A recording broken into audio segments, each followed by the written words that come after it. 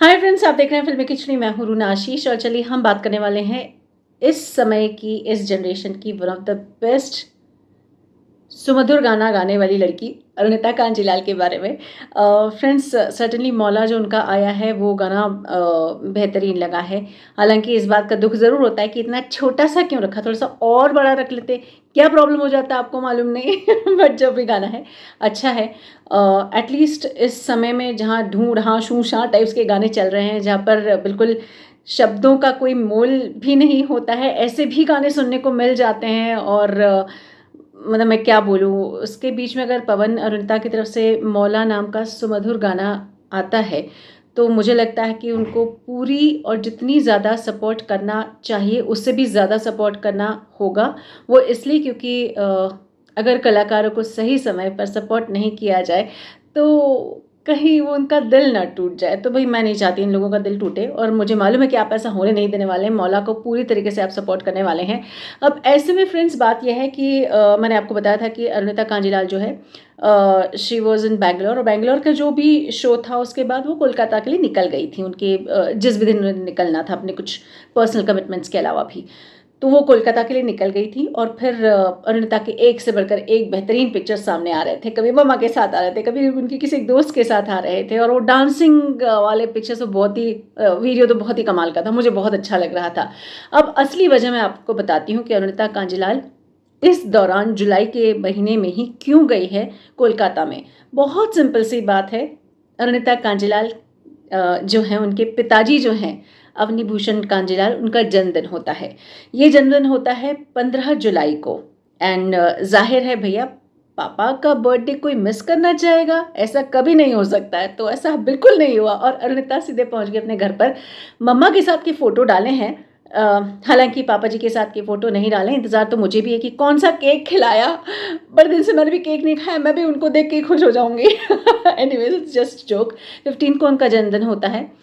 Friends, अब इस दौरान मुझे एक बहुत अनोखी बात मालूम पड़ी। हुआ ये कि मैं उनको मैसेज कर रही थी और उनको विश कर रही थी। मैं सर्टनली दिन भर मैं विश नहीं कर पा रही थी उनको, जैसे भी मुझे जिस भी तरीके से मौका मिला। सर्टनली उन्होंने मुझे रिप्लाई में थैंक यू भी कहा है। तो थैंक यू आपको भी है कि आपने इस बात को रजिस्टर किया दैट आई मैसेज यू। साथ ही मैंने क्या सुनने में आया और क्या देखा, तो जो अरुणिता के पापा हैं उनकी हाल ही में, आई थिंक पिछले ही महीने की शायद कोई बात रही होगी, डेट मैं श्योर नहीं हूँ, उनकी एक बुक आई है। ओके।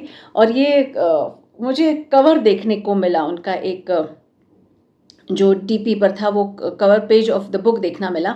और ये पिक्चर मैं देखती ही रह गई। फिर मैंने गूगल ट्रांसलेट पे इसको ट्रांसलेट किया, क्योंकि मुझे बांग्ला पढ़ना नहीं आता।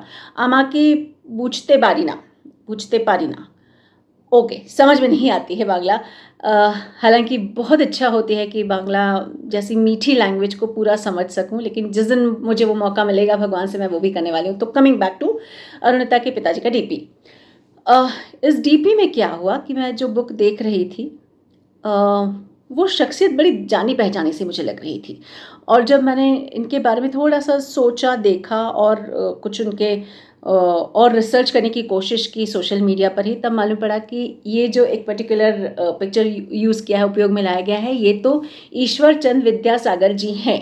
और ईश्वर चंद विद्यासागर जी की अगर मैं बात करती हूँ, तो मैंने अपने आई थिंक ग्रेड 2 में इनकी कहानियाँ पढ़ी हुई हैं, तो हिंदी साहित्य में तो मुझे मालूम था ये शख्सियत कौन है। सर्टनली बहुत ज़्यादा और भी मैंने पढ़ा है। ये बहुत ही समाज सुधारक के रूप में देखे जाते हैं, एक बेहतरीन शिक्षक के रूप में देखे जाते हैं। महिलाओं की समाज में तो जो स्थिति है उसे और बेहतरीन बनाई कैसे जाए, या कैसे उनको कुरीतियों से बचाया जाए और उनको शिक्षा की और प्रगति की ओर अग्रसर किया जाए, ये काम भी बंगाल में अगर किसी ने किया है तो उसका एक बहुत बड़ा श्रेय ईश्वरचंद विद्यासागर जी को जाता है।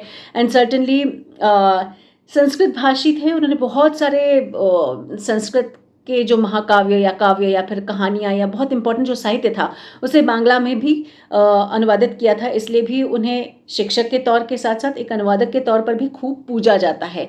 और अब ये जो अवनी भूषण कांदीलाल जी हैं, यानी कि अरुणिता के पापा जी हैं, उन्होंने एक बुक लिखी है इसके इनके बारे में। सर्टनली जब भी मुझे बुक मिलेगी मैं बुक को पढ़कर समझने की कोशिश करूँगी। बांग्ला है, शायद मुश्किल हो। और मुझे ये बात बहुत अच्छी लगी कि चलिए अरुणिता, आपके घर में तो मम्मा जहाँ आपको संगीत सिखा रही हैं, वहाँ पापा आपको साहित्य की ओर भी जाने अनजाने बहुत सारे टिप्स दे रहे हैं। अरुणिता, आगे बढ़ती रहो, क्योंकि संगीत का जो साहित्य तुम्हारे पास है उसे और प्रचुर मात्रा में आगे बढ़ाती रहो। मैं तो यही कामना करती हूँ। अब आप बताइए, आप ईश्वरचंद विद्यासागर जी को जानते हैं? अगर जानते हैं तो उनके बारे में कुछ लिखकर बताइए। और क्या अगर आपको ये बुक मिल गई जो अरुणिता के पापा ने लिखी है, क्या आप उसे पढ़ना चाहेंगे? लिखकर बताइए। जय हिंद।